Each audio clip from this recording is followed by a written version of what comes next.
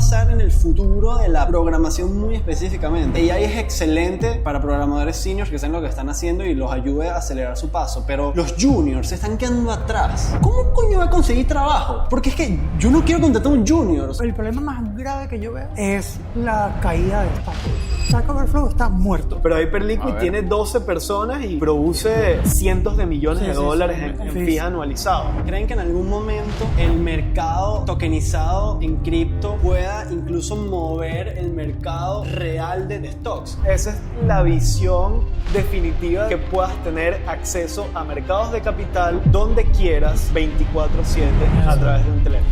O sea, sencillo, eso es todo.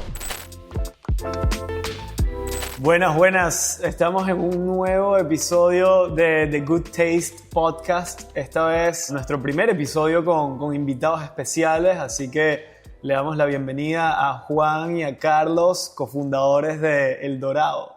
Bueno, muchachos, gracias por estar aquí. Primero que todo, es el segundo episodio. El primero estuvimos Guille y yo abriendo, y como dice Guille ya, son los cofundadores del Dorado y están 3 co-founders acá.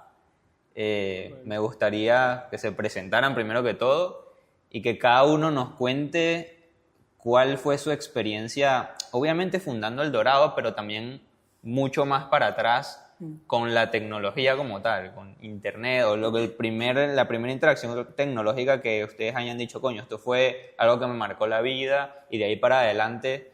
Para que tengan una idea, nosotros lo que hicimos en el primer episodio es hablar de aha moments, que fue como que, bueno, los momentos donde dijimos, coño, o sea, de pana esto me va a quedar para siempre y esto me ayudó a definirme. Así que nada, para adelante. Yo tuve 2 aha moments. Uno estaba muy pequeño, tenía como 8 o 10 años, no recuerdo exactamente, y fue programando y aprendiendo a programar, y me llamó demasiado la atención el hecho de que pudiese darle un comando a una máquina que hiciera lo que yo quisiera. Eso fue mi primero como que esto... Tenías 10 años. Más o menos. ¿En qué estabas programando a los 10 años? Basic, un Atari. ¿Qué es Basic? Explícanos para los un lenguaje de programación muy viejo, y es uno de los más antiguos. Como tú. Como yo. Y la computadora que yo usaba en ese momento tenía 2 privilegios en ese momento, y una de ellas era básicamente muy pequeña, y es donde se programaban, parcialmente se programaban los juegos de Atari. Tremendo. Y era como un teclado grande, grueso, donde lo enchufabas al televisor, le ponías los joysticks del Atari y ahí programabas. Era muy, muy de bajo nivel, aunque el lenguaje diga Basic, era bastante bajo nivel. Me costó muchísimo porque estaba todo en inglés, y a esa edad no hablaba inglés. Pero fue un aha moment porque, claro, estaba yo solo ahí contra la compu y hacía cosas y pintaba colorcitos y puntitos y los píxeles eran grandísimos. Los demás niños jugando fútbol, jugando pelotique goma y tú estabas programando en Basic a los 10 años. Literal. Y fue como una experiencia que siempre me gustaba, llevar al colegio a hacer eso, pues. Y hasta hoy me encanta, pues. Y el segundo aha moment, bueno, hay varios que tengo, pero el segundo que más así me ha llamado la atención fue cuando, ni siquiera fue Bitcoin, perdón los maximalistas, pero fue cuando leí el Yellow Paper de Ethereum y el hecho de cómo el state se ejecuta y se guarda en las nodas y tal. Entonces, eso a mí me llamó demasiado la atención porque, claro, estuve incomplete, y cuando aprendí el cómo funcionaba el smart contract y cómo se ejecutaba y cómo se validaba la ejecución, ahí fue cuando yo dije, wow. Tenías un background técnico también para comprenderlo, ¿no? Para entender el potencial. Porque a nosotros nos vendieron The World's Computer y era como que, bueno, dale, pues yo también tengo una computadora en la casa. The Infinite Machine, como dijo Camila Russo. Y perdón, Juan, pero también te he escuchado en una que otra oportunidad hablar del momento en el que leíste el V2 de Uniswap, que además uno de los coautores lo conozco, que es Dan Robinson de Paradigm. Es uno de mis papers favoritos. La forma en cómo está escrito, los resultados y tal, y la simplicidad de la idea es demasiado impresionante. O sea, la ecuación de la fórmula es muy simple, y cómo se traduce eso al smart contract me pareció demasiado interesante. No es un aha moment, pero sí es probablemente mi segundo paper favorito. Tengo varios, pero El Yellow Paper, bueno, el paper de Bitcoin es mi favorito. El Yellow Paper fue mi aha moment y uno que me dio como que las ganas de seguir entrando en el mundo de blockchain fue el paper de El Uniswap. Yellow Paper de Ethereum fue el que escribió Gavin Wood, que terminó siendo cofundador de Polkadot, ¿no? Que yo sé. Ajá. Ok. Y respecto al B2 de Uniswap, para los que no conocen nada, o sea, danos un overview básico de qué es un Automated Market Maker. Bueno, buena pregunta, yo no estudié, mentira. Para simplificar también un poco... Y danos un contexto de qué es Uniswap. Claro. Imagínate que tú quieres entrar al Dorado. Vamos a hacer Eso, al brand placement, me encanta. Y quieres comprar y vender USDT contra, yo qué sé, pesos. Cualquier tipo de peso, fiat, lo que sea. Siempre tiene que haber una contraparte. Y la contraparte tiene que estar activa. Y eso es un problema, porque claro. así como funciona el order book. En cambio, Uniswap lo que hace es que tú creas una posición que se llama LP, y esa posición simplemente lo que hace es proveer el dinero, la liquidez. Creo que Guillermo está compartiendo un poquito para ayudar un poco con la visual. El market maker, que la contraparte tuya de Uniswap no está activo en ese momento. Lo más impresionante de esta idea fue que se puede automatizar el market making a través de unos mecanismos, en este caso de pricing, que te dan cierta seguridad de que mientras el trading va corriendo te quedas quedando con unos fees, y también la parte del pricing está automatizada. Entonces, yo creo que eso fue un gran breakthrough, especialmente para DeFi, porque DeFi tiene que trabajar 24/7. Obviamente, está interesante también el hecho de que puede haber un market maker trabajando activo. Hay ciertos protocolos que he visto, especialmente para el lending, que sí funciona como market maker, tienes que aceptar la contraparte, pero Uniswap como tal, lo mejor que tiene es que es 24/7 y tú lo único que haces es proveer liquidez y ni siquiera tienes que saber de market making.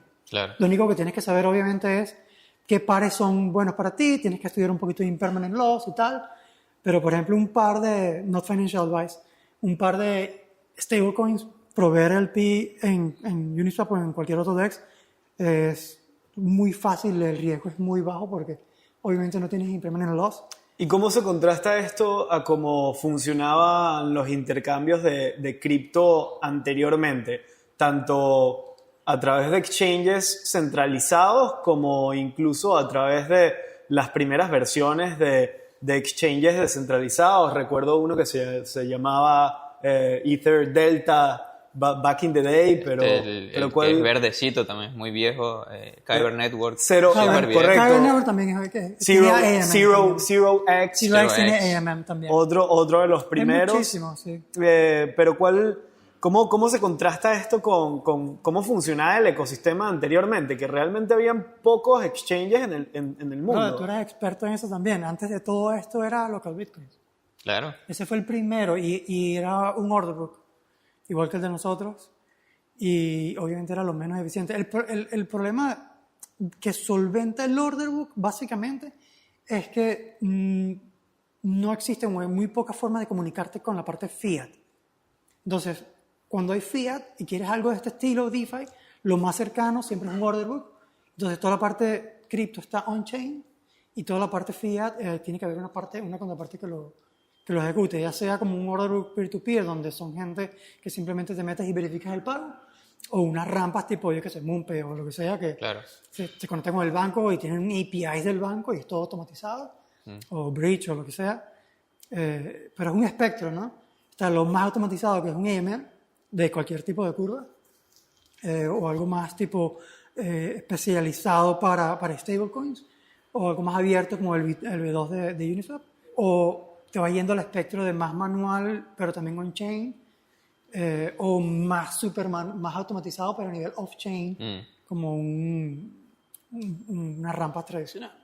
En tu opinión, ¿qué tiene Uniswap que no tengan otros competidores y cuál crees que sea la razón por la cual Uniswap sigue siendo Fue uno de los primeros. Fue el primero, creo que sí. O sea, aparte de eso, dirías que nada más, que o sea, tienen Todos lo copiaron. Es que cualquiera puede... Es que prácticamente copiarse. todos están haciendo forks de sus contratos, Claro, básicamente. pero el branding... O sea, el equipo de ingeniería de Uniswap Tiene que Obvio. ser... Obvio, y de el branding, panacea. en mi opinión, el branding es importantísimo.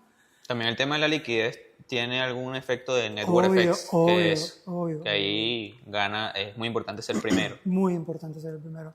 Ahora mismo sí hay un poco más de competencia. Bueno, después que salió Curve, perdí un poquito de tracción allí, pero ahora con Aerodrome en Base, bueno, y Velodrome en lo que es el ecosistema de Optimism, están agarrando un poquito de market share. Creo que la mayoría de los swaps, puedo estar equivocado en esto, pero hay una buena parte de los swaps pasan en Aerodrome y no en Uniswap, en Base. Sí. Ok. Y eso me pareció interesantísimo, que haya un poco más de competencia y así pues puede haber más innovación, etcétera, ¿no? Y eficiencia al final para el usuario.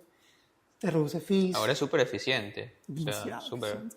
Bueno, me parece también interesante como la solución del LP, del EMM, aquí es un poco más técnico, pero ahora están como volviendo los intents, ¿no? Como que están volviendo ese swap a través de intents que supongo que funciona más con un market making activo, que es como conectar dos personas que están En ese momento, colocando, ¿no?, una intención o sea, de tradear. Sí, pero no, o sea, no tiene que ser un market maker. O sea, es un market maker, me expliqué mal, pero esa persona, ese market maker no es una persona necesariamente. Claro. Puede ser un bot. O es un bot ahora, claro. Claro. Bueno, nosotros empezamos a hacer algo parecido, Sí. un producto que nunca salió a la luz que se iba a llamar el Dorado Swaps, que era básicamente un P2P on-chain, básicamente basado en eso, en intents. ¿Full Y- para bots o para...? Para bots. No, y para ambos, Sí, pues, los en pedazos realidad, nomás, pero, sí. pero estaba totalmente habilitado para que fuesen bots. Y nosotros mismos íbamos a tener un bot de fallback, digamos, que si no había nadie en el mercado, mira, Y al tenía menos intents, nosotros podía hacerlo teníamos liquidez. cross-chain. Hermoso. Era interesante. El problema es que, menos mal que no seguimos, porque ahora con el tema de, por ejemplo, USDT Zero y el de Circle, CCTP, eso hace que los bridges sean prácticamente gratis, y en el caso de USDT Zero Rapidísimo. muchas rutas son gratis. Claro. Entonces al final lo mejor es automatizar eso con intents.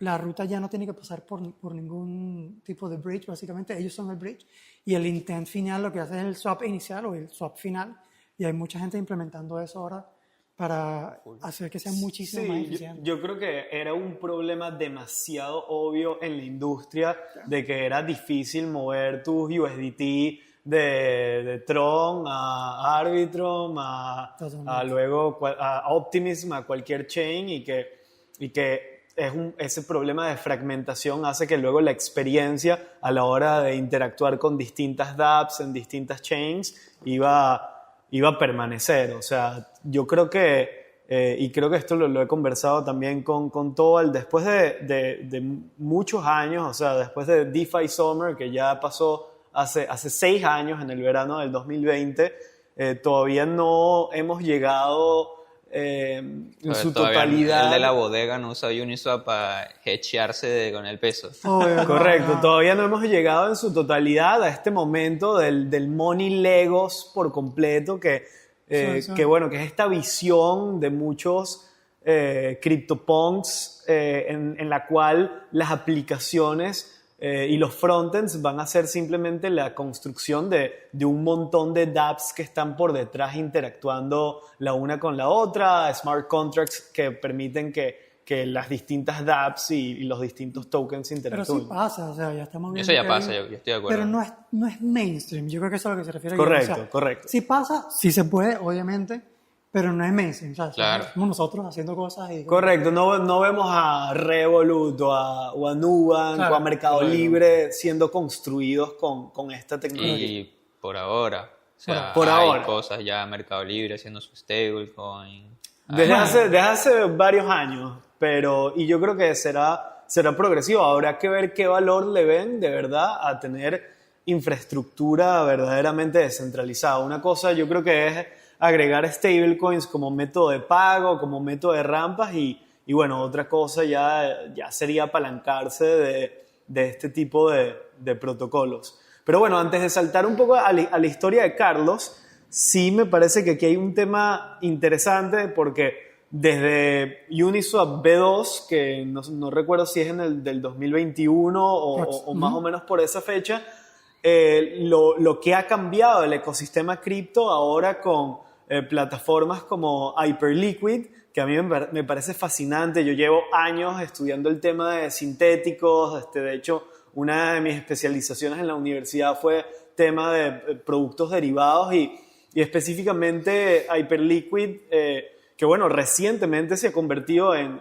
yo creo que podemos decir con cierta certeza que es el exchange cripto más grande del mundo. Sí. O sea, por encima de Coinbase, por encima de Binance en algunos pares en cuanto a profundidad y en cuanto a liquidez. En el par, por ejemplo, USDT Bitcoin es más profundo el order book de Hyperliquid que el de Binance. Pero eso es full derivados. O sea, correcto. O sea, ¿cómo se suman esos mercados? Porque hay spot, hay derivados, algunos los suman todos, otros los separan. Me parece que la comparación es específicamente el PERP DEX, sí, que es el par USDT Bitcoin en sintético, okay, y no necesariamente en spot. Okay. Que la diferencia tanto en arquitectura como en approach es que básicamente en spot tienes el token, claro, y en el PERP DEX o en el Perpetual Contract,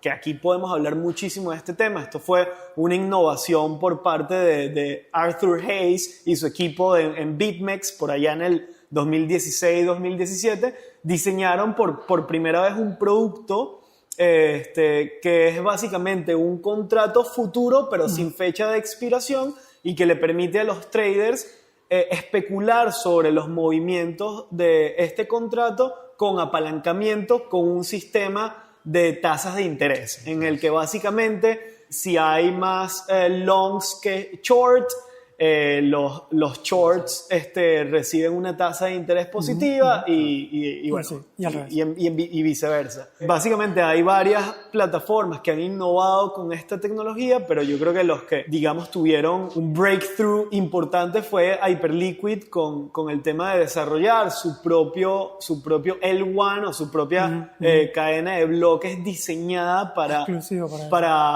high frequency trading. Y que bueno, y se ha convertido en una insignia en la industria, y que lo último con respecto a esta tecnología es una propuesta que se llama HIP-3, que es básicamente una propuesta que le permite a la misma comunidad de Hyperliquid hacer propuestas de sintéticos que se pueden crear, y ahora se ha convertido a Hyperliquid no nada más en el venue con mayor profundidad en trading de cripto, sino que también se está convirtiendo en el que tiene mayor profundidad en trading de commodities, en trading de acciones de la bolsa americana, y potencialmente en un futuro de Forex y de prácticamente todos los productos financieros que puedan tener una representación sintética. ¿Y el término de cuánta plata hacen por cabeza?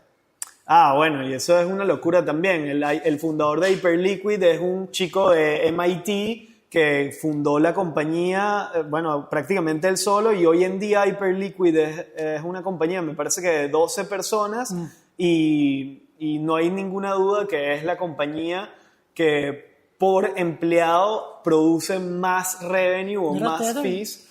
No, la superó a Hyperliquid, porque Tether creo que ya Tether tiene cerca de 200 personas, pero Hyperliquid, o no sé si estarán parejas, pero eso lo podemos revisar. Pero Hyperliquid tiene 12 personas y produce cientos de millones de dólares en fees anualizados. A ver acá. A ver qué dice. A ver qué dice Claudio. Hyperliquid versus Coinbase. Revenue anual de Hyperliquid, 1.000 millones, 1 billion. Coinbase, 6.6 billion. Pero 6.6 mil millones. No, prueba Tether. Tether está buena. Claro. Empleados dice 30, yo he leído 11. Yo he leído por ahí. 11 también. Aquí está como flasheando. Coinbase 3.400. 30 palos por cabeza según estos números, y Coinbase un palo por cabeza. Comparemos con Tether. 13.000 millones de revenue, si también esos números. Igual esto es 2024, estaba sacando como vainas un poco viejas. Sí. Porque 2025 debe haber sido... Sí, bajaron las tasas de interés desde ese momento. Claro. Y más o menos el supply de USDT es similar. 130 palos por cabeza según estos números para Tether. Una limosna. Tremendo. Y el bicho se puso a comprar oro de paso hace no sé cuánto tiempo que Sí. debe tener... Y ahora es uno de los Tethers, se convirtió en el fondo no soberano con más oro en el mundo. Correcto, impresionante. Súper interesante. Y bueno, ya yo creo que el debate, hay un debate muy interesante en cripto sobre si la modalidad para construir productos financieros tiene que ir más por el lado de la tokenización o tiene que ir más por el lado de la construcción de derivados sintéticos. Porque la preocupación que yo tengo es que por el lado de la tokenización, la fragmentación sigue siendo un problema. Imagínate que tú tienes acciones de Tesla. Tú quieres tokenizar esas acciones de Tesla, pero ¿dónde las tokenizas? Las tokenizas en Arbitrum, en Base, en Binance Smart Chain, en Optimism, No, y las puedes en tokenizar World, tú, las etc. tokenizas a todas, las tokenizas a Claro. otra persona. Correcto. No tiene Y una interés. exacto, son distintas las instituciones que las tokenizan. Bueno, ahí es donde además. entra M0, ¿no? Hacer todo ese tipo de... Correcto, está la gente de Dynary, está la gente de Ondo, y todas son distintas representaciones de lo que debería ser un asset fungible. Y luego está otro problema, que es dónde tienes la liquidez. O sea, porque tú necesitas liquidez on-chain para que eso tenga usabilidad y tenga valor. Entonces, las tienes en un pool de Uniswap o las tienes en un pool de cualquier otro protocolo, y eso... Y fragmenta, porque Y tú eso te tienes tu fragmenta pool, también el el otro pool, entonces de Tesla contra USD. No sé cómo lo hace Hondo. Hace lo mismo. Ellos Hacen tendrán un- incentivos con todos market los- makers o lo que sea. Les pagan para que metan dinero allí y si pierden algo por impermanent loss o lo que sea, ellos lo reponen, ¿no? Y por el otro lado del debate está el tema de la construcción de sintéticos con los perpetual contracts o los perps, pero ahí tienes otros problemas que, bueno, básicamente holdear un perp tiene un costo overnight, lo que quiere decir que todas las noches o todos los días te quitan un pequeño fee dependiendo de cómo está el mercado de intereses de cada uno de estos contratos. Por lo cual realmente no está optimizado para, por ejemplo, comprar acciones de Tesla y dejarlas ahí por 5 años, porque esos fees, por más de que sea el 0.001%, Te tumban la posición. te tumban una gran parte de tu posición o de tus potenciales ganancias a lo largo del tiempo. Y bueno, entre otras consideraciones de utilizar un PERP. No, y un PERP con stock tienes que tener algún oráculo, entonces tienes que el problema de los pricing. Correcto, Claro, luego eso es no tremendo. te pagan dividendos porque realmente no tienes la acción. En cambio, estas compañías como Ondo o Dynary sí tienes el activo opción subyacente por de detrás. hacerlo. No, Entonces, Hondo no entiendo. ¿Cómo? Tienes exposición, Hondo. Pero por ejemplo, Securitize sí hizo como una trama legal ahí que sí te da como...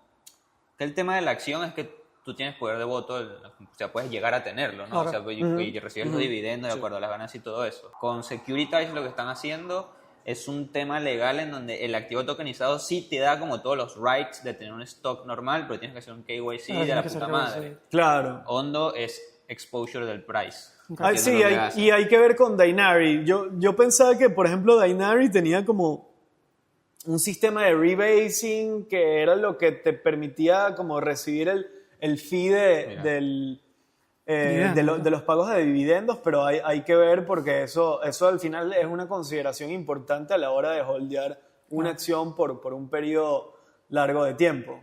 Pero bueno, ese es un debate que tiene mucho terreno, pero no queremos dejar de... No, pero tengo una pregunta bien interesante con respecto a ¿Creen que en algún momento el mercado tokenizado en cripto pueda incluso mover el mercado real de stocks? En el sentido de que viene el fin de semana, las stocks no trabajan fines de semana, pero pasa una noticia de Tesla que en cripto sí funciona, obviamente va a haber un sell pressure arrechísimo en cripto, lo cual va a hacer que el sentimiento de los investors no criptos en los tokens de repente vean el precio ¿sabes? Y de alguna otra manera mueva el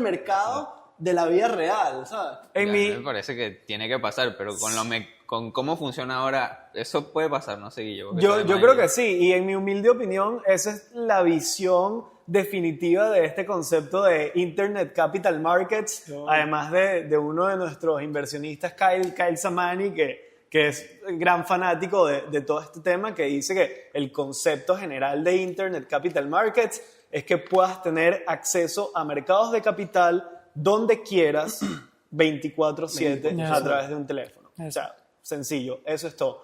Y justamente más temprano estábamos hablando de cuánta gente, por ejemplo, en América Latina tiene acceso a inversiones en la bolsa. Y ese número, incluyendo las bolsas locales, está alrededor del 3%. O sea, ¿pero acceso o que invierten? Que invierte, perdón, Claro, que invierte. ok. Ese número está cerca al 3%. No, nada. Que no es nada. O sea, el 97 de cada 100 personas no tienen ningún tipo de exposición a activos que le puedan crear valor y multiplicar valor en el tiempo y bueno, y es una de las principales formas de generar riqueza, de resguardar riqueza, de protegerte contra la inflación, de tener exposición al crecimiento tecnológico y al crecimiento económico del mundo. al crecimiento de la inteligencia artificial, o sea, y a un montón de cosas. Claro. Y también está la exposición y también está el acceso. O sea, yo como venezolano, en tiempos de que habían bloqueos, ¿cómo me abro una cuenta en Interactive Brokers? Correcto. ¿Cómo me abro una cuenta en cualquier Ya me cerraron una. exchange o broker internacional? No tengo ni siquiera acceso. O sea, con una acción de Tesla tokenizada... Y esa todo es precisamente la visión, que desde cualquier sitio de África, Latinoamérica, Asia, básicamente desde la blockchain o desde cualquier aplicación que interactúe con la blockchain, puedas tener acceso a los mercados de capitales globales y que eventualmente ese 97% que todavía no tiene acceso, cuando tenga acceso, yo creo que va a tener una influencia sin duda sobre los movimientos de mercado de distintos activos. Y me atrevería a decir que en el 2020 vimos los primeros signos de eso con el tema de GameStop. Sí. Claro. Que es que los pequeños se juntan para mover a los grandes. O sea, una de las historias, por cierto, más fascinantes de los últimos años en FinTech. Sí. Básicamente la historia es que en el 2020, me parece, en plena pandemia, hubo un incremento masivo en la volatilidad de los mercados y específicamente de algunas acciones y un grupo de traders a través de chats en Reddit, digamos que entre comillas se pusieron de acuerdo para comprar acciones de GameStop y había un montón de fondos grandes de Wall Street que abiertamente tenían posiciones en short sobre esa acción. Apostando a la baja, a que la acción bajara, y si la acción bajaba ellos ganaban plata, los fondos. Correcto. Y lo que hicieron este montón de traders individuales como nosotros, gente común, es que se pusieron de acuerdo y le hicieron perder a estos fondos de Wall Street miles de millones de dólares en cuestión de un día para otro, tanto así que Robinhood tuvo que parar las operaciones de compra y de venta de acciones. Fue un fenómeno también como que se hizo, o sea, se dio el timing perfecto también por las herramientas que tenía la gente para eso, que era Robinhood, que es una app donde inviertes ahí. Pero si te pones a ver, o sea, esta gente, estos fondos sí pueden shortear durísimo GameStop, no pasa nada. Pero cuando la gente quiere hacer lo contrario para cuando la gente común lo quiere hacer, hay que parar el trading. Hay que parar el trading. No, estos panas son, hay que cuidarlos. Y para contexto de GameStop, es una empresa de Estados Unidos que vende videojuegos en el retail físico y estaba prácticamente quebrada y esa vaina prácticamente como que pero también es medio crypto-friendly la compañía. Pero ¿cómo está ahorita actualmente? Yo no sé, todavía siguen especulando con esa vaina. Creo yo, a veces aparecen las noticias que... Vamos a ver cómo está la acción de GameStop, A ver si entre los cuatro podemos... Igual para terminar el contexto a Vicky, cuando tú estás shorteando, básicamente tú estás apostando a que algo baje. Y tú tienes un liquidation price, que es tipo, si sube mucho, te liquidamos la posición y perdiste básicamente todo lo que estás apostando. Entonces estos panas compraron todo juntos hasta que el precio subió de ese liquidation price y liquidó y empezó a liquidar a poco. Y todos los bichos ahí en Twitter, en Twitch, todos vueltos locos, o sea, el mercado puro y duro. Comparte eso, Guille. Bueno, GameStop, déjame compartir aquí la pantalla para que vean cómo ha performeado la acción. En los últimos 5 años ha crecido un 135%. Recuerden que esto sucedió justamente en el 2020-2021. Y bueno, básicamente en el último año lleva aproximadamente una caída del 12%. Pero lo curioso de esto es que en un momento GameStop era un meme. O sea, mucha gente hacía la referencia de GameStop es el próximo Blockbuster. Porque ya este tema de ir, agarrar tu carro, ir hasta una tienda, escoger el juego, llevarte el juego para la casa, ya era un concepto que estaba muerto. Y bueno, el Reddit, yo creo que esto se mantiene vivo gracias a esa comunidad de Reddit y a toda la fama que agarró gracias a ese momento. Pero tiene un mini pomp ahí en los últimos meses. ¿Qué hizo? Pues. Sacó una shitcoin. Sí. Volvieron a shortearlo y volvieron a comprar masivamente. Por lo menos el valor de esa acción está mejor que lo que estaba antes del 2020. Correcto, sí. Qué bola. Sí, fue un buen auto. 135% arriba desde 2020-21. Bueno, brother, adelante con tu historia, por favor. Coño, llegó mi momento. Nada, comenzó puede ser por los aha moments. Yo diría que tengo quizás 2 grandes aha moments. Uno que es el más reciente, más grande que el otro. El primero de ellos y que me recuerdo con mucha claridad, y eso que eran bastante pequeños, no sé, habré estado en 5º o 4º grado, teníamos una clase creo que era de física o algo así, y era como una actividad de que teníamos que hacer circuitos electrónicos relativamente simples. Era aquella típica cosa que pones un bombillito chiquito, conectas con un cable, lo conectas a una batería y haces tipo circuitos en serie, en paralelo y eso. Y yo como que me enamoré tanto de eso y de la lógica de, coño, qué raro que piso aquí y aquí se prende, pero entonces aquí pongo una resistencia y lo pongo por aquí y este no, que es una visión como también muy algorítmica. Me fascinó demasiado ese tema. Incluso me acuerdo que luego de llegar a mi casa le pedí a mi mamá que me comprara como un kit más grande, entonces yo en mi casa iba armando como cosas más. Quiero ser electricista, ¿no? Yeah. En ese momento era quiero ser electricista, vamos, déjame arreglar los bombillos aquí en la casa. No estuviese con nosotros. Ese como quizás como un primer aha moment. El segundo aha moment, bueno, en general tipo yo siempre fui de los que me gustaba de repente muchísimo Excel. En las clases de informática era como que me fascinaba el tema de las fórmulas, siempre como que intentaba hacer cosas como demasiado fuera del scope de la tarea o del examen o de lo que fuese, y eso me gustó mucho, todo el tema del Excel, que tiene más o menos ahí que ver con el tema de Visual Basic. Nunca me metí en Visual Basic, al menos a esa edad, creo que nunca lo llegué a conocer. Si lo hubiese llegado a conocer y supiese que existía, quizás mi adentramiento a la programación hubiese sido un poco más temprana. Pero mi aha moment más duro fue ya casi también terminando el colegio, no sé, 3er año, 4º año, clases de informática. Era una clase de hacer páginas web. O sea, una vaina tan sencilla, creo que ni lógica tenía. O sea, era HTML, CSS y JavaScript. Y nuevamente me enamoré de esa vaina. Nuevamente hice el mejor website de todo el salón, una vaina con colorcitos, así todo cyberpunk, como le gusta a Juan. Y tipo, cuando no tenía que hacer algo, yo me metí hasta JavaScript, hacía navbar, hacía animaciones. Más allá de lo que te habían pedido. Más allá de lo que me habían pedido, y eso era algo muy característico de mí en cosas que me gustaban, como el tema de Excel, como el tema de los bombillos y como este tema también. Y desde ese día yo sabía dentro de mí que, coño, yo quiero ser developer, pues. Y eso que en ese momento ni siquiera me había metido en nada de algoritmos ni nada por el estilo, fue el simple hecho de hacer un HTML con CSS que me dio como esa pasión. Y de hecho yo nací en programación siendo front-end developer, y es algo que hasta día de hoy diría que es lo que más me gusta.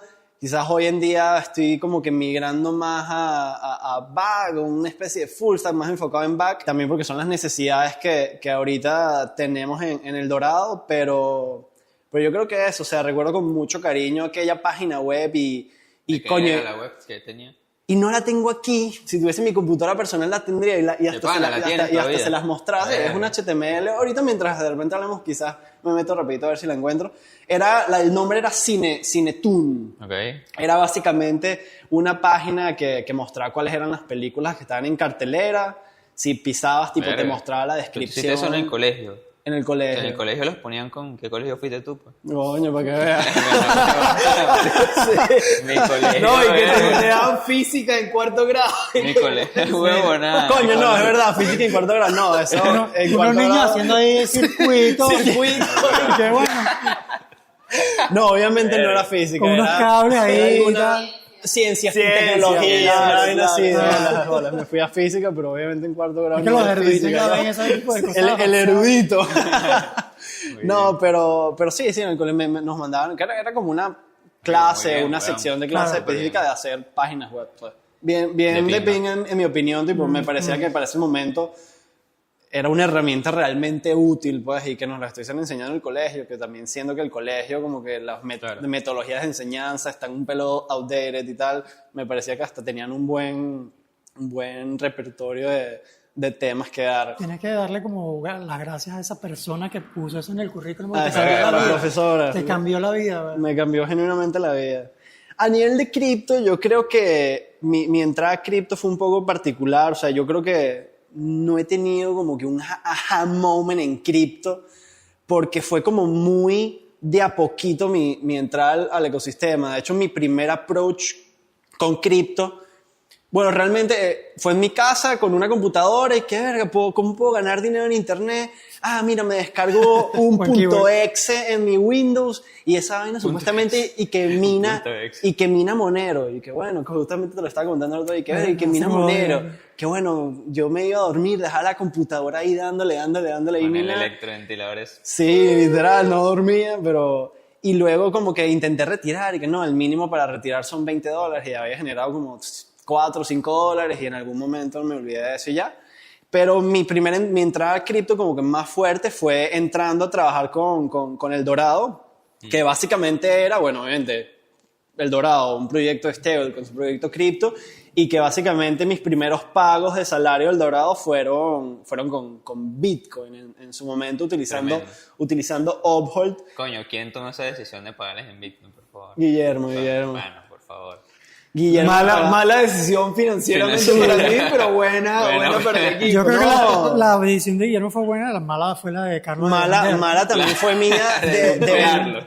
de vender. Yo en ese momento como que recibía Bitcoin, no sé, estaba como en, creo que, si no me recuerdo, en $4,000 para ese entonces. Yo recibía, no sé, $500 en Bitcoin y era como que, verga, su puta madre quiere esto, pues, vender y pasarlo para, no sé, para mi cuenta. Para dinero de verdad, pues. Para dinero de verdad que pueda gastar. En ese momento, sobre todo al inicio, es como que, no, yo no quiero esta basura. Se pues. invertido en la página de las carteleras de los cines. Claro, Por ejemplo. claro. De repente Bueno, y tuviesen ahora 5 Unidos o algo. con El Dorado como tal, yo tengo un recuerdo de estar con ustedes en una llamada, que estaba otro pana, que no me acuerdo su nombre, y de Carlos explicándome por qué decidieron usar Flutter para El Dorado. Tengo ese recuerdo, no sé por qué. Me suena.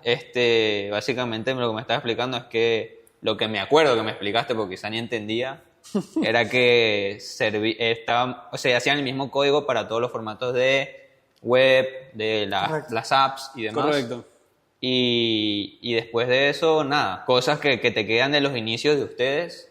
Aquí yo lo conocí en Caracas, también ese recuerdo me queda bastante, pero nunca me contaron o no me sé la historia de cómo se conocieron ustedes, cómo decidieron fundar El Dorado, cómo lo empezaron realmente, así que láncense ahí quien quiera empezar. Si quieres vayan empezando, ¿cuál es la historia de ustedes? Que yo voy a buscar aquí unos assets. Buenísimo. Bueno, ahí Juan dio unas pistas de la historia, pero yo creo que podemos empezar con mi obsesión con local bitcoins. O sea, yo cuando estaba haciendo minería de bitcoin en Venezuela me obsesioné con esa plataforma porque En ese momento no habían otros exchanges en el país y era una forma, y estaban, recuérdense que 2018, 19 fue el pico de la hiperinflación en Venezuela. La hiperinflación llegó a 1 millón o 2 millones % interanual, que ya entra en la categoría de hiperinflación, y básicamente se hizo muy, pero muy complicado sobrevivir en el país si tú no tenías unos conocimientos básicos de finanzas y de protección de tu capital en dólares, en otros activos, de estrategia, ingeniería financiera inclusive, que fue mi especialización en la universidad.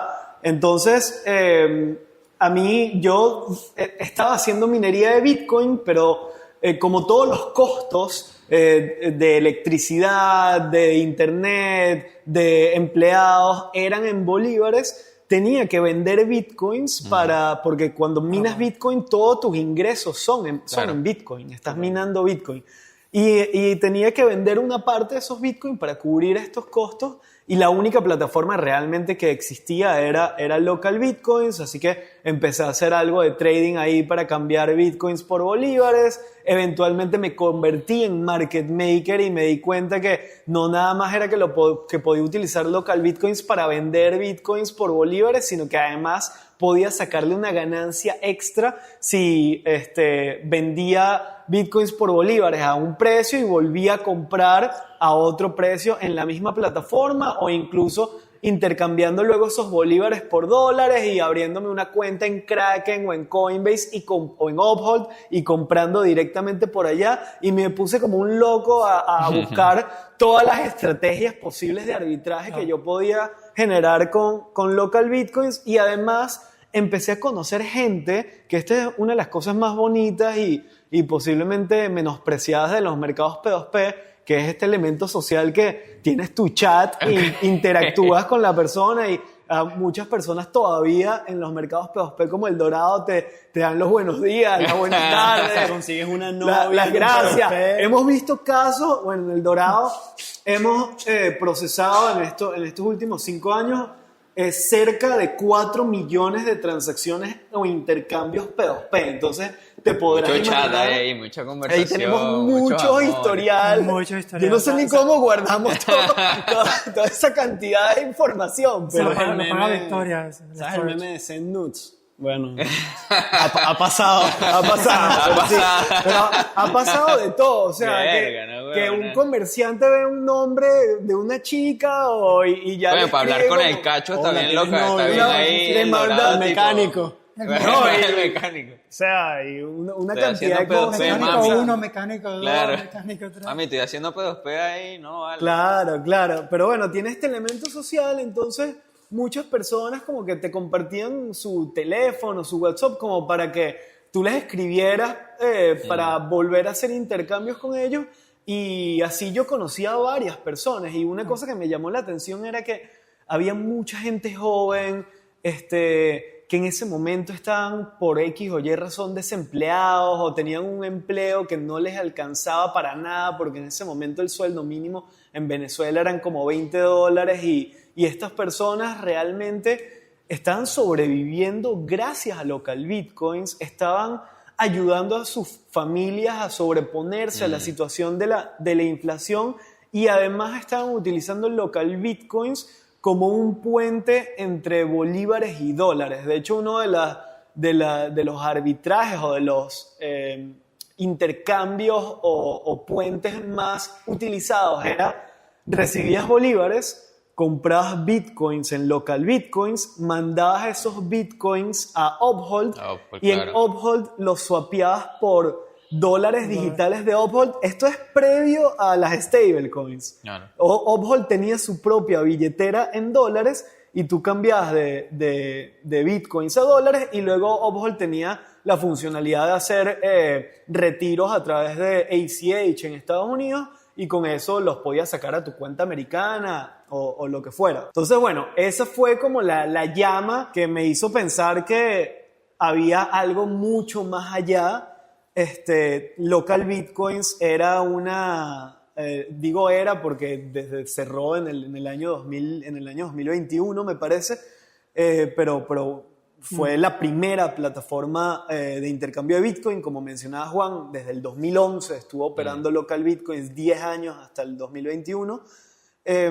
Y básicamente era una aplicación web horrible, o sea, que no tenía ni siquiera aplicación móvil, se trababa, o sea... no tenía muchas garantías de seguridad, creo que ni siquiera estaba en todos los idiomas, o sea, realmente era una experiencia muy pobre para un usuario venezolano, colombiano, argentino, y nosotros empezamos con la idea muy sencilla de vamos a hacer un local bitcoins, pero con esta nueva tecnología de las stablecoins, especialmente USDT, que ya se estaba empezando a escuchar de USDT. Vamos a construir una aplicación móvil y vamos a diseñarlo específicamente para América Latina. Entonces, básicamente, el proyecto empezó, o la ideación del proyecto empezó por ahí a principios del 2020. En esto cae el tema de la pandemia y yo estaba colaborando con una amiga en común que se llama Yana, que es de Eslovaquia, pero que en ese momento vivía en Ámsterdam, en Holanda, y en ese momento yo le comenté que mira, ya nos vamos a tomar este proyecto más en serio, necesitamos un CTO, un director de tecnología que nos ayude a montar la aplicación, porque yo no tengo un background técnico. Yana venía con un background, si bien ella había estudiado, me parece que física. Venía con un background un poco más de business development, entonces necesitábamos a una persona técnica y Yana justamente... Pero ya hasta ahí no habían hecho nada, o sea, no habían armado nada. Yo había contratado, que típico error de founder primerizo, contratado a un software factory, a una agencia de software, pasé un montón de tiempo explicándole lo que quería y tal, y bueno... montaron ahí un paper y un repositorio y la arquitectura de microservicios con Amazon Web Services, etc. Entonces tenía algo pero muy básico, pero no tenía yo ninguna capacidad de seguir con el proyecto. Que de hecho fueron meses durísimos, porque es como que, bueno, me despierto y ¿cómo avanzamos? Acuérdense que no había AI, no había Claude, no había Clobot, nada. ¿Cómo avanzo con este proyecto? Entonces era muy importante el tema de conseguir un director de tecnología, y justamente Yana me dice, mira, conozco a este chico que está en tecnología, además es venezolano, así que bueno, nos puso en contacto a través de una videollamada. Me parece que esto fue abril del 2020, correcto. O sea, un mes o unas semanas después de haberse iniciado la pandemia, que estoy muy agradecido que lo haya adoptado con buena actitud, porque mi actitud fue como que, bueno, hay pandemia, no puedo salir de mi casa, no puedo ver a mis amigos, no puedo hacer nada, déjame trabajar, déjame levantar este proyecto adelante, y bueno, en ese momento tuve esta llamada con Juan, y bueno, no sé si también quieres complementar cómo conociste tú a Yana y cómo fue tu impresión de conectar conmigo estando en Venezuela, y tu reconexión un poco con un proyecto latinoamericano. Claro, yo tenía mucho tiempo fuera. Yo migré en el 2011 o algo así.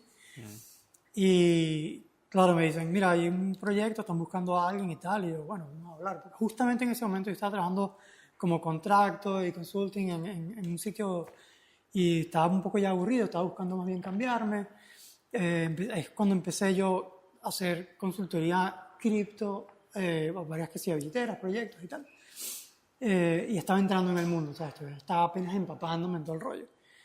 Estaba tratando de llevar un poco la parte mía, que es más enterprise, que es mi mayoría de la experiencia, al mundo cripto, que en realidad era muy básico, ¿sabes? La gente muy buena haciendo sus cosas, pero... No había mucha documentación. No estaba bien pulido todo, los proyectos estaban muy crudos. Nada de testing, todo ese sistema no existía, era muy crudo. Y mi tarea era como entrar y hacer esto un poco más sólido, ¿no? O fue lo que yo estaba intentando vender en ese momento. Y entre una y esas, pues conocí a un grupo de gente que conocía a Yana, y nos hicimos, no amigos, pero que hablamos. Y fue cuando me dijo, mira, Guillermo, Dorado, el proyecto, y yo, Latinoamérica, y yo, vamos a ver. Y bueno, me convencieron y aquí estamos. ¿Y qué No tal fue sale esa mal. llamada? ¿Qué tal? Tenemos Hola, muchas brother. cosas en común, Guillermo y yo. Sí. Más de lo que me pude haber imaginado Claro. la primera vez. Qué arrecho conocer a alguien así. De hecho, unos meses después, cuando ya estábamos trabajando juntos, nos pusimos a conversar y nos dimos cuenta que además, por un periodo de tiempo, Juan había estudiado en el mismo colegio que yo había estudiado y éramos brutal. los dos de El Marqués, que, o sea, no nada más de Caracas, sino que Caracas tiene, no sé, 3 gigante. millones de personas, sino que es de la misma Zona. de municipio, lo que sea, de Caracas y que vivíamos a, o sea, metros de distancia. Tremendo. Nos podíamos haber conocido, ¿sabes? De pana, qué Muy locura. fácilmente. Y bueno, Carlos? y con Este Carlos, muñeco. me parece que ya Carlos tiene por ahí la Ahí anécdota, estoy viendo pero... algo muy interesante. Es muy bueno. Muy eso. bueno. Pero básicamente fue como que ya el proyecto, ok, estábamos Juan, Yana en ese momento y yo. Empezamos por el hackathon. El primer milestone fue un hackathon. Sí, empezamos a ver en ese momento como que por lo de la pandemia justamente, todo esto de hackathons y eventos de un día para otro pasaron a ser todos virtuales. Sí. Y nosotros, estando estando yo en ese momento en Venezuela, nos aprovechamos de eso, porque mira, vamos a inscribirnos, de hecho, nos inscribimos en la aceleradora Startup Istanbul, que de hecho el organizador de esa aceleradora terminó invirtiendo en 2 ocasiones en El Dorado. Tremendo. Y se convirtió en un gran amigo de nosotros. Muy que- amigo. Que muy Juan, amigo. Juan lo ha ido a visitar a Estambul y me presenta gente todo el tiempo, o sea, tenemos Tremendo. una relación De excelente. años, de años. Sí, de 5 años y participamos en el primer hackathon de Circle, que además lo ganamos y además hay otra Todavía nos deben Nos, plata. nos ganamos $10,000 en créditos en su backend, en el API de Circle, y no nos lo pagaron. No, y en cash también. No, en cash no. Ganamos un premio en cash. ¿Sí? ¿Y qué haces? ¿Qué haces Pero que con- nunca nos lo pagaron. Y ¿Qué haces nunca- con la API de Circle con $10,000 en crédito? Porque ellos tienen un costo y tú puedes que sí, mintar USDC, no sé qué, en ese momento tenías que dar las cuentas. De verdad que no sé cuál es el estado de la API ahora, pero en ese momento era muy básico. Ok. Y podías hacer incluso depósitos con tarjeta, ahora no me acuerdo. Ah, ok. Y no nos pagaron, No nos pagaron. porque no pasamos el compliance de Circle. O sea, teníamos... Por Beneco, básicamente. Básicamente. Por Beneco. Sí, Teníamos que hacer el onboarding, o sea, nos dieron felicidades. Además está Nick Carter, un inversionista famosísimo, era uno de los jurados que nos mandó un mensaje de felicitaciones. Jeremy Allaire, el CEO Claro. de Jeremy. nos felicitaron. Mi dinero, Jeremy. Nos felicitaron personalmente, estaban súper contentos con el proyecto y luego nosotros, bueno, vamos a hacer el onboarding en Circle y reclamar nuestro premio Claro. y luego cumplimiento como que mira, imposible. O sea, Que vi los pasaportes de estos bichos y no hay vida. no hay vida. Entonces, bueno, cuando empezamos en esa nota de hackathon, vamos a expandir el equipo. Más gente, más busquemos, rápido. No, pero yo ya estaba cuando eran todos Sí, esos. sí, Correcto, sí. correcto. Eso Carlos pasó. Ahora echemos para Eso. atrás. Correcto. Antes de eso, ya habíamos dicho, bueno, busquemos un frontend que nos ayude a poner esto bien bonito, a poner la app linda Claro. y tal. Y bueno, yo me puse a jugar con los filtros de LinkedIn en ese momento y me puse a ver, bueno, déjame buscar gente de mi universidad que conozco el tipo de gente, entonces me puse a filtrar, bueno, Caracas, Universidad Metropolitana, Ingeniería en Sistemas, le puse como 6 filtros más, puse también gente que estuviera estudiando para que fuera más económico. No iba a buscar un tipo Claro. un tipo de 10 años de experiencia, pues le puse como 7 filtros y al final me quedaron como 6 personas. y una de las personas era Carlos y le mandé Brutal. un mensaje, el famoso mensaje de Ahora de LinkedIn. vamos a presentar el mensaje, ¿no? A ver. Sí. Bueno, esto es historia pura. Yo no sé cómo LinkedIn no ha hecho Pero- guay para esa base de datos. Podríamos recrear el mensaje en vez de leerlo. Recrearlo. En un Coño. chat del Dorado con No, fotitos. vale, lo voy a compartir. Pero básicamente esto, le hice zoom para que fuese así como más suspenso uno por uno. pero- Mira, 21 de marzo del 2020, Tremendo. o sea, días después de Días. que empezara la pandemia. Quiero ver que qué locura que 21 de marzo de 2020, o sea, estamos a 18 de febrero del 2026, o sea, son casi 6 años, tipo, de conociéndolo, mensaje. pues. Bueno, Pero nada, Guille ¿cómo dice empieza el con script? Guille empieza con un hola Carlos, ¿cómo te va? Yo en ese momento, hola Guillermo, ¿todo bien? ¿Y usted? Se veía muy serio. Era con traje, Guille. No, en ese momento, claro, en ese momento tenía otra foto. Tenía otro bien. traje. Todo bien, y usted. Y usted, claro, todo excelente, me creaste por aquí tipo sacando UTM, sacando métrica, a Muy ver qué bien. tal está sirviendo su LinkedIn. Y no, por contactos de común, siempre me gusta aumentar mi red. con gente cercana. Excelente. Y luego, bueno, entonces aquí Guille, bueno, hace el pitch ahí de... Toma, tiró la hace bomba. el pitch básicamente de, bueno, de que está buscando. Otro pedacito de pitch, estamos en coronavirus, queremos empezar. Estaban buscando con experiencia en Java. Claro. Claro, porque el código que El había original, hecho Guille, tipo del Software claro. Factory, estaba hecho en Java. Correcto. Y yo entiendo, tengo experiencia en Java. Bueno, aquí preguntas, aquí... Eso es verdad, mentira. Experiencia No, ya. sí, en el colegio, en la universidad, en el colegio también. Qué bueno. Porque en primer grado, tipo, me ponían a codiar en Java. No, en la universidad, El tipo, erudito. daban mucho Java, todavía no entiendo por Bueno, qué. hay un ya montón de mentiritas blancas de los dos lados. El proyecto está en Ajá, 85%. Carlos, ahí ese 85% qué tan verdad es. O sea, Tíranos mentira ahí no la era. posta.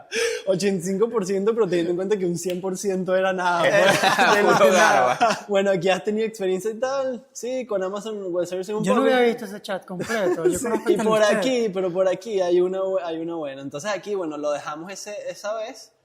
Y bueno, aquí ya me vuelve a escribir el 23 de marzo, que para confirmar la llamada, aquí me deja un número, bueno, ya sé yo. Se corta. Eso es de Blu-ray. ¿no? Coño, Sí, no sí. está. Oye, yo, en algún momento yo tenía aquí, el otro día creo que lo vi, que te dije en un momento que te trataba como que sí, señor Guillermo y tal. Bueno, y Y te dijiste llamaba- usted, Lo vi. usted, amigo. O sea, tu imaginación. Coño, sí, quizás fue mi imaginación. usted, el pero bueno, usted. nada, igual queda como Gran anécdota pieza ahí. histórica. Y usted, señor Tipo, Guillermo. un tipo ¿Cómo está, señor respetuoso. Guillermo? Un tipo respetuoso. Coño, Carlos cambió muchísimo. No, bueno, en el 2020 tenía Para 20 bien. años, pues. Era un 20. jovencito, pues. Marico, tú naciste en el 2000. No, en el 99, no soy tan joven, pues, tampoco. Verga, qué bolas. Muy bien. Pero sí, bueno, así nos conocimos. Me acuerdo que tuvimos una llamada por Google Meets. Los dos también vivíamos en Caracas. Teníamos también... estábamos los dos, bueno, somos los dos también descendientes de portugueses. Estábamos los dos en un club de portugueses y tal. Y ahí como que tampoco nunca nos conocimos, pero tuvimos como más o menos como ustedes dos la vaina en el colegio.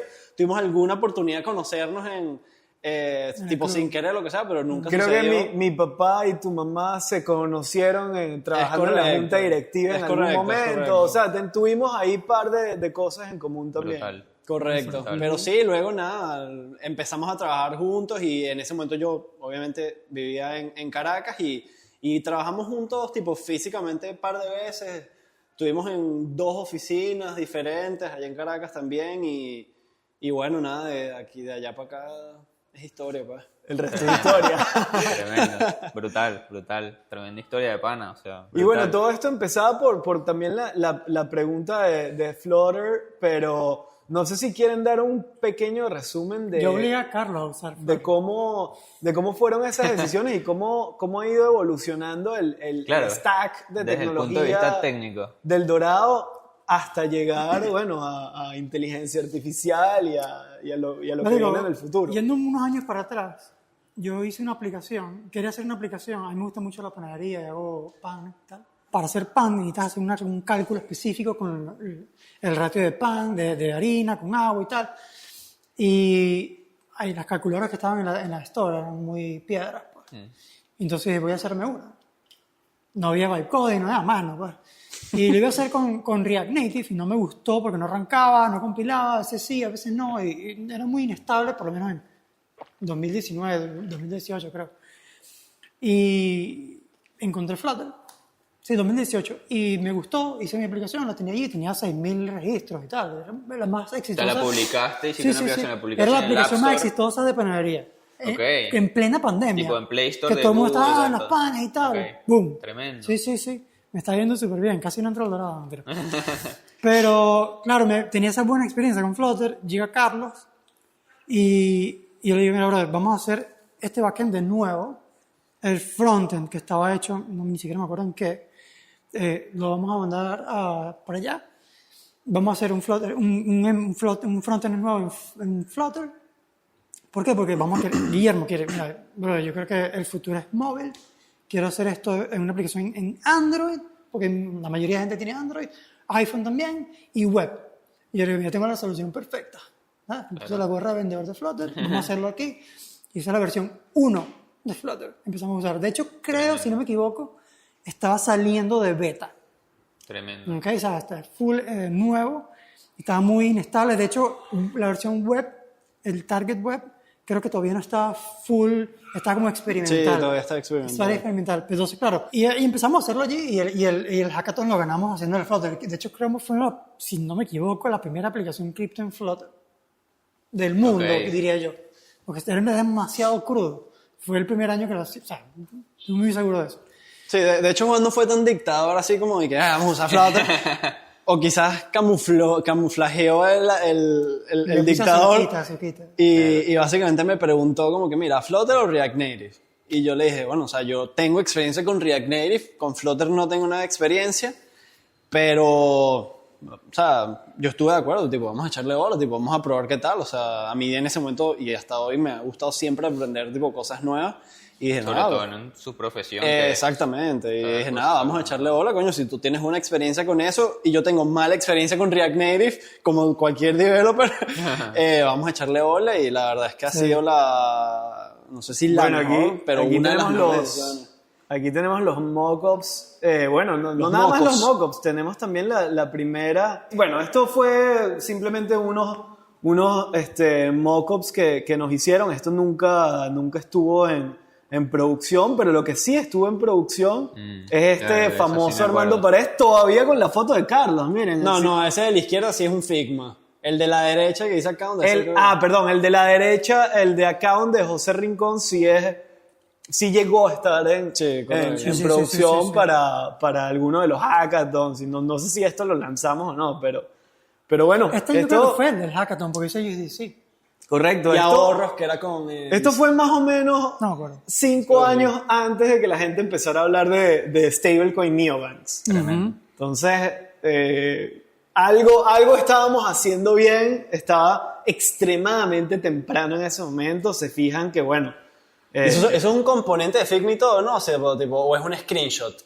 No es screenshot. No sé. Es un screenshot, No, porque también nosotros fuimos early adopters de Figma. Sí, correcto. Sí. Luego introducimos este concepto como de los cards. De eso, Como que bueno, si agregamos más assets, vamos a agregar distintos cards que representen cada asset. Luego el mercado P2P. Sí, Luego el mercado P2P con BBVA. Fíjense la cantidad de dígitos, ¿no? Sí, de dígitos, o sea, $1, o sea, 3 millones de... Claro que si ves la pantalla a la derecha que tiene 750 millones, de dólares, no sé, es porque nosotros también tenemos que hacer las cosas y diseñarlas para una buena cantidad de dígitos. Correcto. O sea, cualquiera hace un banco en dólares, pero si tienes que representar fiat o lo que sea, o ese tipo de monedas, tienes que estar muy pendiente de que pueden tener 10, 14 dígitos fácilmente. Claro.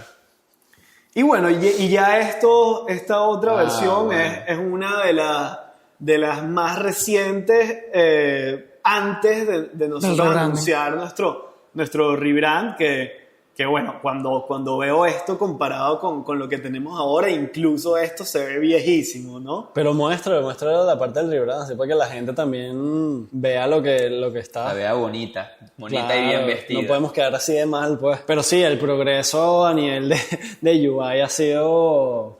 Día y noche. Día y noche. Pero es que siempre va a ser así. Luego en 3 años vamos a ver el rebranding y así, qué viejo se ve eso. De hecho, me acuerdo que esos primeros mockups de Armando Paredes, está ahí mi foto, porque fui yo el que hizo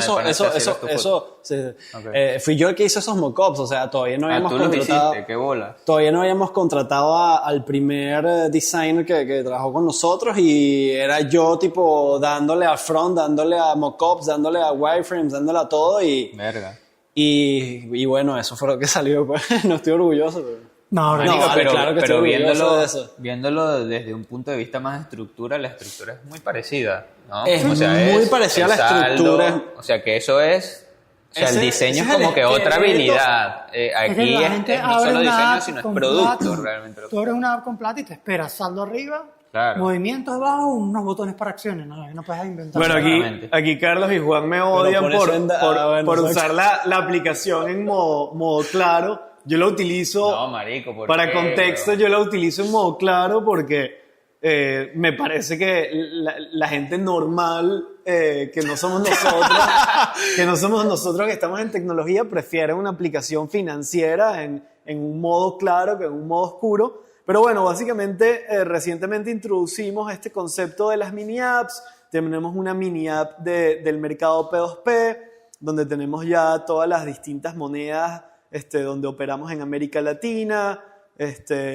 Tenemos otra mini app que es una cuenta en dólares donde te proveemos de una cuenta en dólares a tu nombre en Estados Unidos. Tenemos una mini app de una tarjeta, que es una tarjeta Visa internacional virtual que puedes utilizar en cualquier parte del mundo con Apple Pay, Google Pay, y que además está perfecta para suscripciones. Tenemos una mini app de pago con QR, que esta es la más reciente, que básicamente te permite pagar con QR en Bolivia, Brasil, Perú, Argentina y próximamente en Colombia. Y bueno, tenemos en desarrollo estas mini apps de cripto para invertir en las criptos más populares, una mini app de Earn para generar yield sobre tu balance en monedas estables, y una mini app de empresas para aquellas personas que estén interesadas en usar un producto de empresas. Así que bueno, ha sido todo un camino estos últimos 5 años, pero me parece que bueno, que es un antes y un después, después de ver esas primeras versiones de la aplicación, y puedo decir con cierto orgullo que tenemos una de las apps cripto más lindas de América Latina y con mejor UX y UI de la región. Un punto para agregar, ya que esto es un tema más técnico, ¿sí? La app de cripto de la de Earn, bueno, y las otras que van a salir también que sean cripto, self-custody, Ok. dentro de Ok. la app. Lo que significa que tú custodias tu dinero, Correcto. no lo custodia el dorado. O sea, tienen una infraestructura donde cada persona realmente es dueña del dinero que Del dinero está ahí. que tiene. Correcto. Ni que nosotros querramos, ni que nosotros nos hackeen. Claro. Podemos, exacto. esos fondos Aislado, no- digamos. Pero también tiene una parte buena, pero tiene otra parte mala, que si pierdes el acceso, no podemos hacer nada por ti tampoco. Claro. Pero entonces nosotros siempre intentamos educar muy bien al usuario, explicarle step by step qué está suciediendo, No dónde hay tienes que private guardar keys. esto. Que claro, eso es una de las complejidades de la experiencia del Correcto. usuario. Lo estamos haciendo con passkeys, pero vamos a agregar varios métodos de recuperación. Vamos a tener un listado de métodos de recuperación y tú vas a poder seleccionar con el que te sientas más cómodo. Brutal. Puede ser otro passkey, puede ser incluso social en algún ¿Y momento. qué usan ahora? ¿MCP? No, passkeys ahora mismo. Full la passkey. Vas a firmar desencripta. transacciones usando tu passkey. ¿Y dónde está la llave? En tu password Es tu manager. passkey. O sea, donde Ok, guardas el passkey, pero claro, básicamente es- el passkey firma la Ok. transacción. Pero tú no puedes Ok. extraer hay un private key en un sitio porque obviamente eso es una firma, pero no puedes extraerla del password manager. No te la Ok. pueden robar.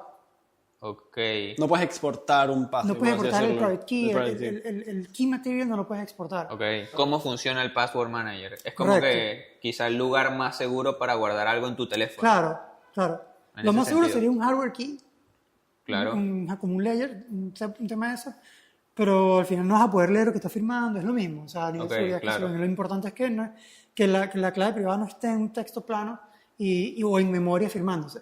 Entonces, el passkey se firma en un elemento seguro dentro del teléfono.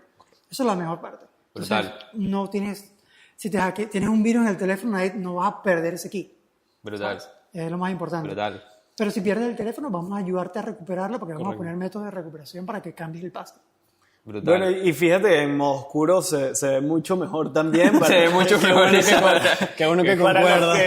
para los que prefieren modo oscuro y Y bueno, recientemente, el día de hoy, de hecho, estamos anunciando un nuevo feature dentro de la aplicación, que es básicamente, internamente lo llamamos Fiat to Fiat, pero bueno, ese era un nombre como muy feo para anunciar a nivel de marketing, pero básicamente te permitimos que puedas cambiar directamente entre monedas locales, o sea, ya abstraemos prácticamente por completo el tema de USDT y puedes intercambiar, imagínate que quiero hacer un pago en reais en Brasil y lo que tengo son pesos argentinos. Entonces, básicamente, esto me da una cotización de cuántos pesos argentinos son en reais y por detrás, básicamente, estamos haciendo dos operaciones. Una operación de pesos argentinos a USDT y luego de USDT a reais, todo utilizando las dinámicas de libre mercado de nuestro propio mercado P2P y la liquidez de nuestro propio mercado P2P, que bueno, que generalmente tiene tasas de cambio bien competitivas. Eso es una vaina brutal del Dorado también, porque creo que una de las razones por las cuales muchas apps no usan P2P es porque sienten que es ineficiente, pero ustedes le han dedicado tiempo a hacer el P2P más eficiente, más rápido. Difícil. Es Más bastante seguro. difícil, más seguro y full se ve el cambio. Claro. O sea, se ve el cambio en que haces un P2P, te responden más rápido, puedes hacer un pago en la calle de algo a través de un P2P. Es que nosotros y eso es tenemos brutal. un conjunto de métricas y generamos scores dinámicos según el comportamiento de ambas partes y macheamos según eso. Es un tema bastante Tenemos un complicado. algoritmo complejito. Lo diseñaron ustedes también. Sí, todavía no existía la AI, lamentablemente. Tenemos que No, sentarnos a programar. pero es por eso que también nos permitimos poder tener una API, un widget que pueden utilizar otras wallets, otros productos para básicamente hacer on y off ramps. ¿Y bots? También. Y bots también. Y es básicamente casi instantáneo, o sea, Brutal. obviamente hay un cierto elemento de que el market maker quizá que te agarró, se fue y no hizo la transacción, bueno, hay obviamente un cancellation rate y tal, pero por lo general es casi instantáneo. Brutal. Bueno, y no me gustaría tampoco darle conclusión al podcast sin entender cuál es como ese aha moment, o por lo menos lo más cercano que han tenido un aha moment con respecto al tema de inteligencia artificial, que es algo que estamos como cada vez acelerando más en la compañía. Recientemente compramos este Mac Mini, todo el equipo ya utiliza inteligencia artificial, tenemos Claude, ChatGPT, Gemini, o sea, pero quería escuchar directamente de ustedes, cómo lo estamos implementando a nivel del workflow, específicamente para el equipo de tecnología y cuáles son las cosas que los tienen más emocionados este año con respecto a inteligencia artificial. Nosotros al mover plata tenemos un grupo, unas ciertas restricciones, obviamente, especialmente a nivel de flujo de revisión de código. A mí me da igual quién lo escriba, cómo lo escriba, si es un mono o no es un mono, pero se va a revisar siempre línea por línea. Todavía el AI no tiene una calidad como la que escribe nuestro equipo a mano, pero sí nos ayuda muchísimo, especialmente para cosas muy repetitivas o cosas que ya tienen muchísimo data como para fijarse de cómo se hace y que lo haga similar o igual. Entonces, todas las cosas que son repetitivas las estamos haciendo muchísimo más rápido. Nosotros tenemos un código bastante complejo, está todo en TypeScript y los types que usamos son bastante complejos, que incluso va lento la compilación, porque nuestro código es type-safe completamente. Entonces, nos ha ayudado bastante con esa parte a nivel de extender código existente, cosas así, pero eso es más que todo backend. Y a nivel de frontend, no es sin ánimos de asustar a nadie y alarmantes y tal, es donde yo veo el punto más wow, ¿sabes? O sea, porque si vas a utilizar un backend o si vas a utilizar blockchain como tu backend, no hay problemas de que vayas a perder dinero en cierto sentido, ¿sabes? Lo máximo que puede pasar es que estás pasando un parámetro mal, pero hasta allí. Y si el backend está bien hecho, no va a dejar que Correcto, entonces pase nada. tú básicamente te tienes que enfocar en que tengas un buen back o los contratos bien diseñados, etcétera, una buena interfaz, todo bien explicado, con buena documentación, y literalmente te puedes bytecodear una app entera al frontend, que ya lo hicimos. La aplicación de empresa se hizo en 4 semanas. Brutal. Y- Algo que hubiese llevado ¿cuánto? Ponen estimaciones así por arriba. De una persona sola, 3 meses por lo menos. A Por lo punto de menos. puro Tremendo. good taste, como el Puro good podcast. taste y como un side project. Los diseñadores están arrechos porque Juan se está pasando el Figma por ya saben dónde. Correcto. Pero bueno, es lo que creo que ese es el main pain point actualmente del AI en el frontend, que es tipo, o sea, ahorita mismo tú no le puedes pasar un Figma, incluso con los MCP, Cloud y Dyna que salieron Todo- noticias hay también. mucho hype también. No está ahí todavía. Puede estarlo muy brevemente, pero actualmente no está ahí. Es que también nosotros somos muy perfeccionistas. O sea, hay un Figma, el Figma estamos Correcto. 1 semana, 2 semanas haciendo una pantallita y luego estamos implementando esa pantallita pixel perfect y claro, AI no te lo va a hacer. Pero lo que estoy tratando de iterar ahora es que agarramos y hacemos la funcionalidad, que eso es todo AI driven en el front. Todo el backend genera OpenAI spec para que se pueda comunicar con el backend perfecto. Todas las validaciones, todo el tema, y de repente me siento yo con un diseñador o Carlos con un diseñador y le digo, mira, aquí está, ¿dónde está el Figma? Sin Figma incluso, vamos a poner esto bonito. Y lo hacemos medio on the fly y se va muy rápido. Tremendo. Extremadamente Pero rápido. es tan fácil como esto. Tú como backend haces un feature, haces deploy al feature, tú quieres saber si ese feature que hiciste funciona. ¿Qué vas a hacer? Bueno, obviamente aparte de tener test y eso, quieres saber si está bien integrado y funciona toda la integración. ¿Qué vas a hacer? Vas a ir al frontend dev, aquí tienes el OpenAPI, aquí tienes el spec, implementa esto, añádelo en todo el código, este nuevo feature, avísame si funciona. 1, 2, 3 días después te escribe, funcionó, o 1 o 2 días, no funcionó. Es tan fácil como tú, backend developer, deployeas, vienes, cloud, este es el OpenAPI spec, Hazme un frontend. es que no le tienes que decir más nada, este es el OpenAPI spec, implementa el feature, casi. Claro. Sí, sí. 2 minutos, 3 minutos, lo hace, pisas un botón, funcionó, Y si- listo, incluso sigo sin adelante. el frontend, pégale a los endpoints, pégale, También. pégale todos. También, Nosotros puede ser. no hacemos eso porque tenemos muchísimas pruebas, muchos testing y tal, pero también nuestro sistema de microservicios es muy amplio y la aplicación también tiene temas de seguridad y tal, y es bastante complejo. Y es mucho más fácil probarlo desde la app y es más realista. Brutal. Correcto. Entonces, claro, es simplemente decirle, mira haz esto, pum. Yeah.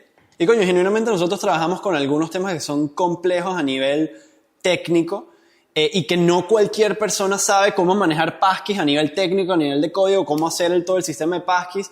Y es más fácil nuevamente decirle a Cloud que sí sabe, porque lo investiga en 2 segundos, Sí. que ir con el frontend dev, que estoy hablando de un frontend dev que quizás no sea tan senior o lo que sea, mira, tienes que hacer esto. Pero los passkeys funcionan así, así, así, tienes que hacer esto, Claro. tienes que estar pendiente de esto. 3 minutos versus 3 días, 2 días, siendo optimista. Brutal. Es así de sencillo. Y te das cuenta que falló. Ah, coño, falló. Hice algo mal en el backend, lo arreglo rapidito, 3 minutos más. Ah, ya funcionó. Claro, yo creo que conviertes un backend dev en un full stack y los frontend dev deberían ser más como diseño, pixel perfect, trabajar con el Figma. O sea, el trabajo del diseñador y el frontend dev se va a unificar en un solo peo y ellos van a, digamos, o hacer el frontend de una vez o agarrar el trabajo que ya está hecho o borrarlo porque ya el código no tiene precio, no tiene valor. Ya no vale para nada. O sea, si el frontend hace el full stack backender, hace un frontend para probar sus temas y se lo pasa y mostrar el flujo más o menos, mira, esto es lo que hay, esto es lo que tienes que hacer. Lo puedes borrar y rehacer. Bonito. Claro. No importa, ya no tiene un valor tipo, coño, estuve 3 días trabajando, Claro. un mes trabajando en esto, prefiero ajustar unos píxeles aquí. Ahora lo que hace es borrarlo y dice, mira, esto es bonito. Qué bolas. ¿Y cuáles son sus preferencias a nivel de modelos? Creo que he escuchado que Cursor para programar es lo mejor, pero otros dicen Claude. O sea, incluso dentro del equipo hay debates de cuál es el mejor. Bueno, o sea, yo últimamente he estado probando porque recientemente empecé a vibecodear en la app normal un feature que estoy haciendo como un experimento y dependiendo de cómo salga, eso va a dirigir un poco el rumbo. Pero, por ejemplo, he estado probando, yo empecé con Cursor, fue como que mi primer approach con AI y código. Realmente me gustó bastante, no lo usaba tanto como vibe coding o LLMs duro, lo usaba más como el autocomplete y cosas como un copiloto, como copilot. Era un poquito escéptico con el tema de AI hasta hace, digamos, par de semanas realmente que empecé a usarlo más a fondo. Cursor me gustaba mucho, se me acabaron los créditos en un día full ahí que empecé a codear. Me cambié a Copilot con VS Code, con el mismo modelo que estamos usando. Ahorita últimamente estoy utilizando Codex y sentí la diferencia. O sea, sentí la diferencia. Es el mismo modelo, pero el IDE, que es el donde estoy programando, es distinto, lo cual hace, no sé muy bien técnicamente cómo funciona, pero yo creo que no le termine de pasar contexto adecuado para que saque todo su potencial. Porque veo la comparación muy rápidamente entre Cursor y VS Code. No digo que VS Code sea una mierda y que no funcione, no, pero veo que Cursor tiene un performance ligeramente superior utilizando exactamente el mismo modelo. Entonces realmente yo lo que he usado estas par de semanas ha sido principalmente Codex. Todavía no le he dado la oportunidad tanto a Cloud y temas como Opus, que he leído en todos lados, y uno también, o sea, la gente aquí en la empresa que usa Opus, que usa Cloud, dice que es potentísimo, pero bueno, también es como 3 veces más caro.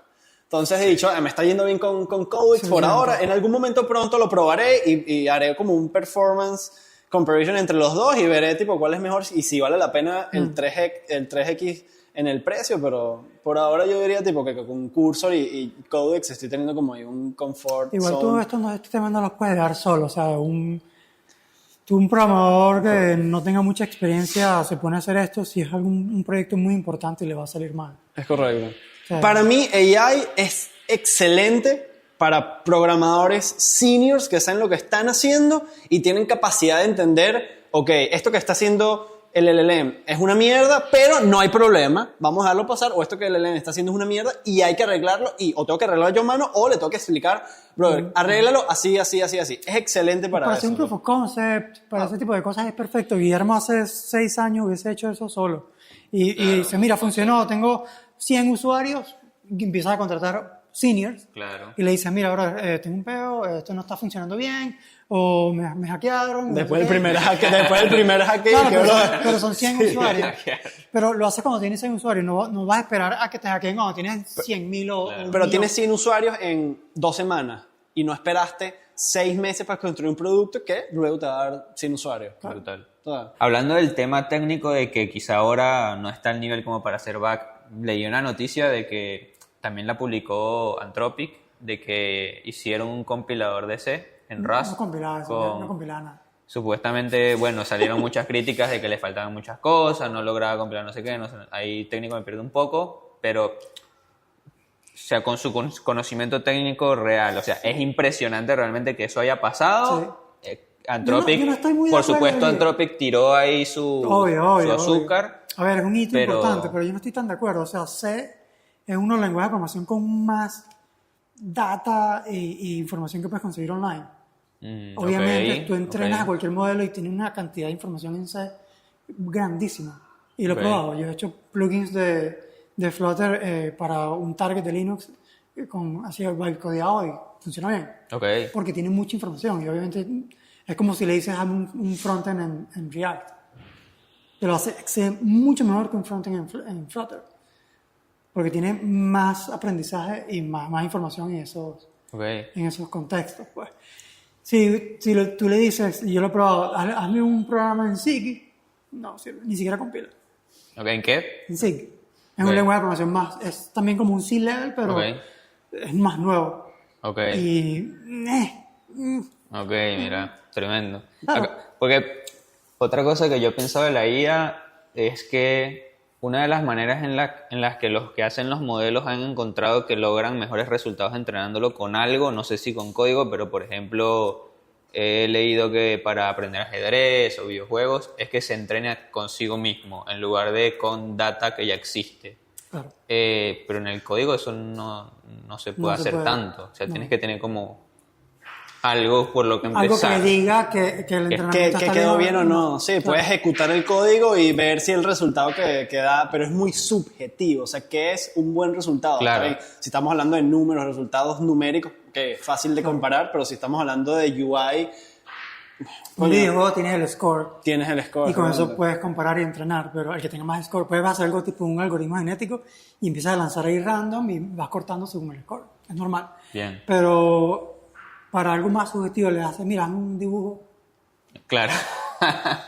Tendrías que bien. tener otro sistema que lea y vea, que compare los dos dibujos y ahí le puedes hacer. Que algo. haya visto fotos de dibujos y Claro. dibujé algo Tienes- parecido. ¿Y cómo entrenas a ese? Entonces, como, Claro.